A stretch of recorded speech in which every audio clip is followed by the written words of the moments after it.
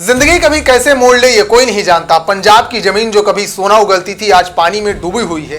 खेत खलियान जिनमें हर साल मजदूरों की मेहनत बोई जाती थी अब लहरों में गुम हो गए हैं। यह बाढ़ सिर्फ पंजाब को नहीं डुबो रही, इसकी मार बिहार तक महसूस की जा रही है। मधुबनी और सहरसा जैसे जिलों के सैकड़ों मजदूर जो हर साल पंजाब जाकर धान की बुआई और कटाई से अपने परिवार का पेट पालते थे, अब रोजी रोटी के गहरे संकट में फंस गए हैं। अरविंद नाम का एक मजदूर जो पिछले 10 साल से पंजाब जाता, उसकी जिंदगी का मतलब ही था धान की फसल, मेहनत की मजदूरी और गांव लौटकर परिवार के चेहरे पर मुस्कान। इस बार भी वो पंजाब गया, लेकिन किस्मत ने उसे एक ऐसे तूफान में ढकेल दिया जिसकी उसने कभी कल्पना भी नहीं की थी। फोन पर उसने अपने पत्नी गायत्री से कहा कि बस कुछ दिन और फसल कटेगी, घर लौट आऊंगा, लेकिन वो दिन नहीं आया। बाढ़ ने खेतों को डुबो दिया और काम बंद हो गया। गायत्री जो मधुबनी से उसका इंतजार कर रही थी, हर रोज आसमान की तरफ देखती, उसे लगता कि शायद अरविंद लौट आएगा। कभी मंदिर में जाकर भगवान से दुआ करती, कभी फोन कॉल मिलाती, लेकिन नेटवर्क टूट चुका था। घर वाले ताना मारते, कहाँ है तेरा आदमी, जिंदा भी है या नहीं। गायत्री की आंखों में आंसू थे, लेकिन दिल में उम्मीद बाकी थी। दूसरी तरफ पंजाब के हालात और भी खराब हो रहे हैं। खेत डूब चुके, गांव वीरान हो चुके, मजदूर स्कूल की इमारतें और ऊंचे मकानों में शरण ले लिए थे।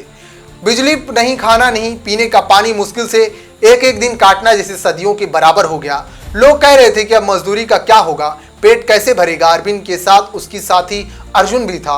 अर्जुन बोला, भाई शायद अब हमें हरियाणा या दिल्ली जाना होगा, पंजाब में तो कुछ नहीं बचा था। लेकिन सवाल यह था कि वहां तक पहुंचे कैसे। बाढ़ का पानी हर तरफ फैला हुआ था, नाव आ रही थी, लेकिन उनमें जगह सबको नहीं मिल रही थी। एक दिन राहत की नाव आई, कुछ मजदूर बैठे। अरविंद ने अपने दोस्त अर्जुन को पहले बिठा दिया, खुद वहीं खड़ा रह गया। सब हैरान थे कि उसने ऐसा क्यों किया। अरविंद बोला, दोस्ती का मतलब ही यही होता है, तू पहले जा, मैं बाद में आ जाऊंगा। और नाव चली गई। गायत्री को गांव में खबर मिली कि अरविंद कहीं फंसा है, शायद लौट ना सके। वो सुन पड़ गई, उसकी आंखों से आंसू बह रहे थे। दिल कह रहा था कि अरविंद जिंदा है, लेकिन दिमाग डर से कांप रहा था। हर रोज वो रेलवे स्टेशन जाती, देखती कि शायद कोई ट्रेन से उसका पति उतर जाए, लेकिन कोई नहीं आता।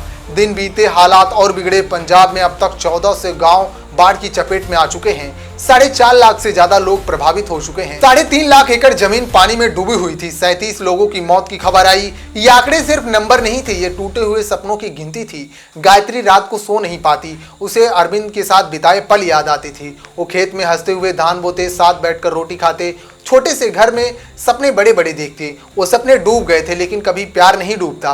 गायत्री हर रोज अपने दिल से कहती कि अरविंद लौटेगा जरूर। आखिरकार कई दिनों की जद्दोजहद के बाद अरविंद हरियाणा पहुंच गया।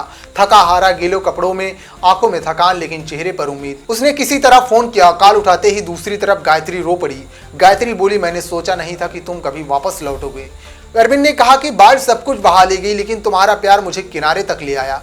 दोनों की आंखों से आंसू बह रहे थे, लेकिन उन आंसुओं में गम नहीं था, उम्मीद थी।